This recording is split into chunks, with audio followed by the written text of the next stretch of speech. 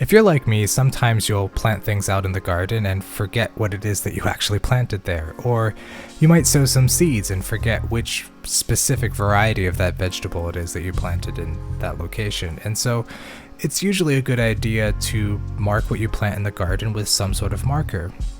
These little plastic ones work really well, and you can write on them with a black magic marker. You can buy them at the local garden center or on various websites, but they're kind of oddly expensive for what is essentially just a little strip of plastic.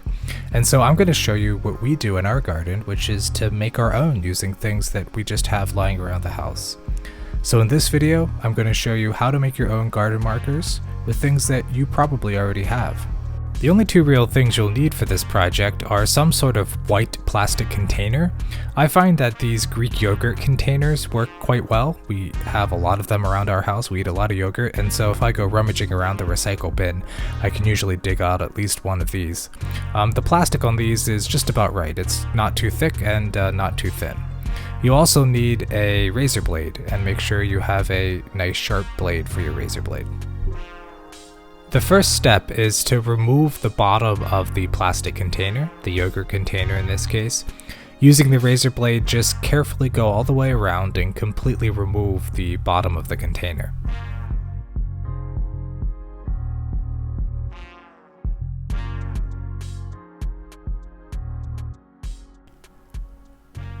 Next, use the razor blade to cut down vertically on either side of the container, such that you cut the container in half. This will allow us to roll out each of the halves into a flat piece of plastic, which we'll use for the next step.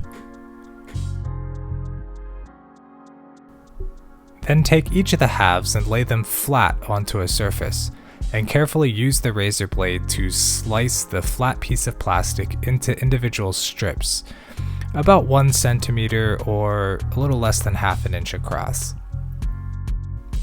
You could make the strips a little wider if you'd like, but it will tend to curl up because of the original shape of the plastic, so I tend to stick to that size, which is about the same as the labels you would buy at the shop. Then lastly, all you need to do is take a black magic marker and write on whatever it is that you want to label. In this case, I'm going to be labeling up some cabbage that I'm about to plant out in the garden, and that's about it. I can stick the labels in the ground. The black marker generally fares pretty well in the sun, and the pieces of plastic won't degrade. With our fresh stack of new plant labels, let's go out in the garden and do some transplanting. I hope you found this video useful. I certainly make use of this hack a lot in our own garden in order to make free plant labels and avoid having to buy them at the local garden center. If you enjoyed this video, please subscribe, and I hope to see you next time.